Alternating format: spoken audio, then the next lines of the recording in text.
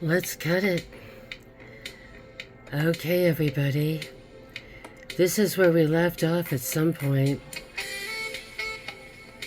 Then we went downtown and we cruised around and saw the homeless, and there's a direct correlation there between Henry Kissinger and all the jobs going overseas and all the quality of things going down, trading plastic for our natural resources. We'll give you our old growth forests, and you can give us stuff from Target that doesn't work. Landfill. But you know what? I looked up Henry Kissinger and Theodore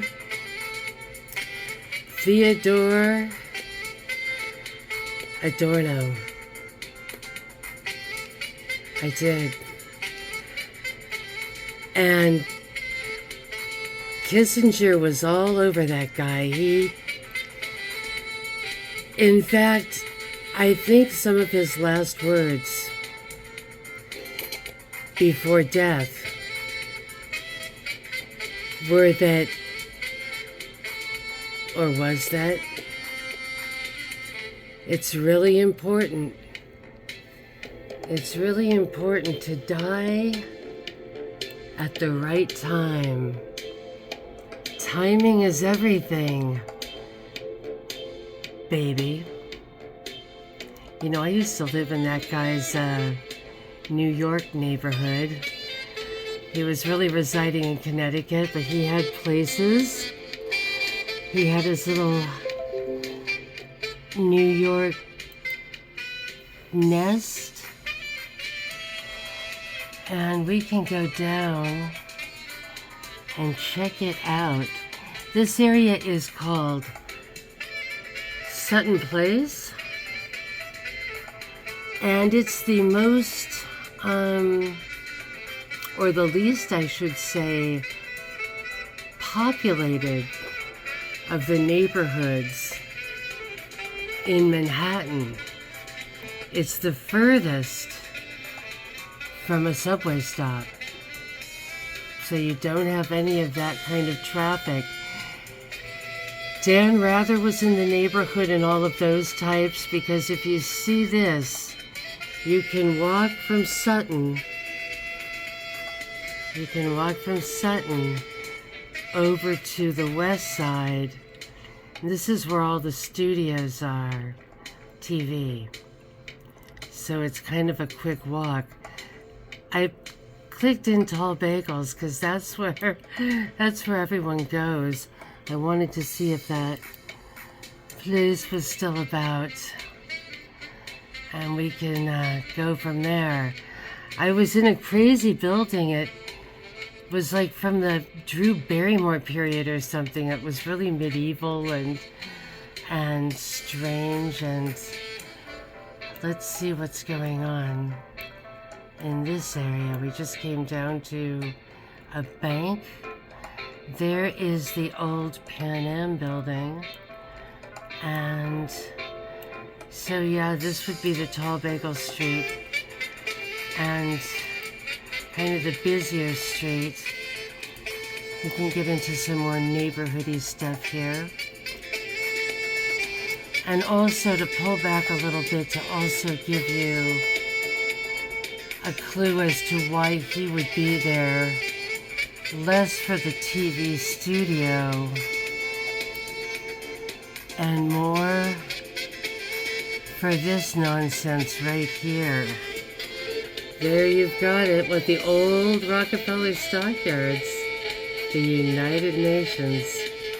It's funny how they mention Chrysler Building and they don't even say United Nations there. Maybe they're trying to hide these days. Maybe they're trying to lay low with their little satanic, wide cold rock altar in the Lucia's chapel there. Don't bring the luminol there. But did I mention? No. the most important part of all, the most important part of all being, and Greta Garbo lived in that neighborhood too. It's kind of just, let's try to just get into the neighborhoody part of it over here in Sutton Place, and you see how it kind of juts out a little there. We'll go here and see if we can get to a Kissinger type spot.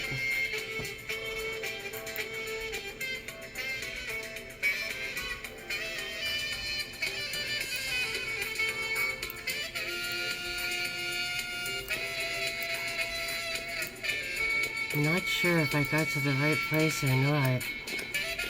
There, that looks more like it. That's a little bit more like Sutton Place. You've just got these kind of quiet buildings, and it's just sort of off the other end of Lexington and First. It's kind of small. Wow, so what was I saving?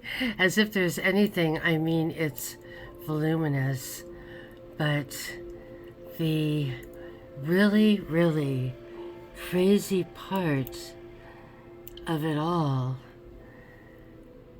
is that in referring to having good timing to when one dies, not even referring to that he died at the nice even number of 100, but that he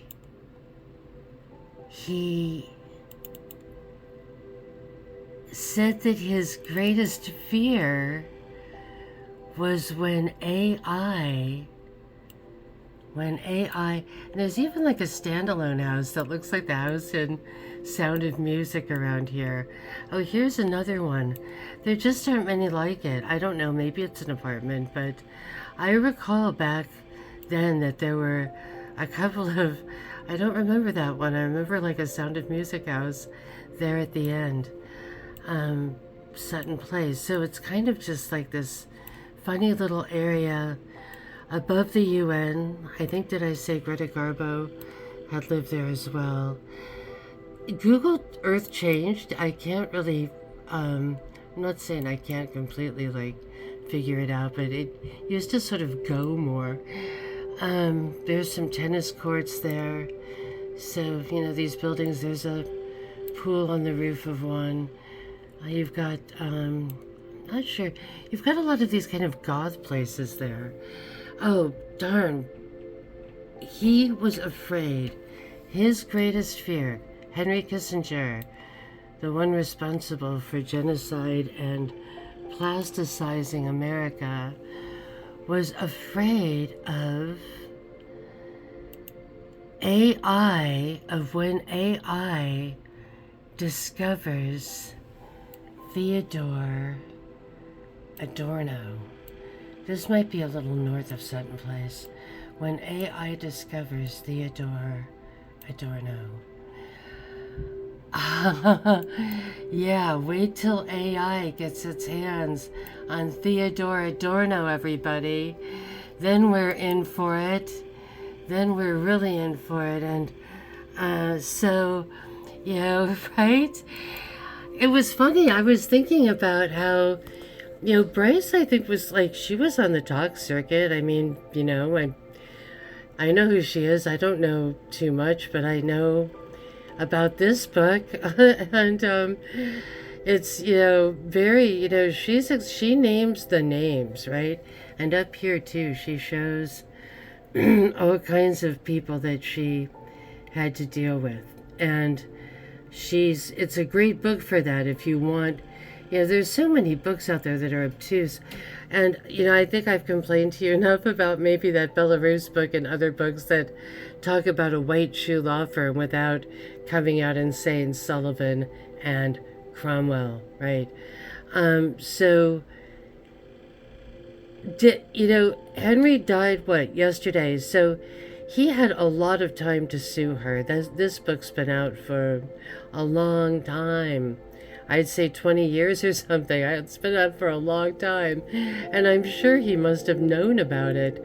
Why didn't he sue? Why didn't any of the people, a lot of them, there's Nilsson, there's your little Rockefeller and Ronnie and Poppy.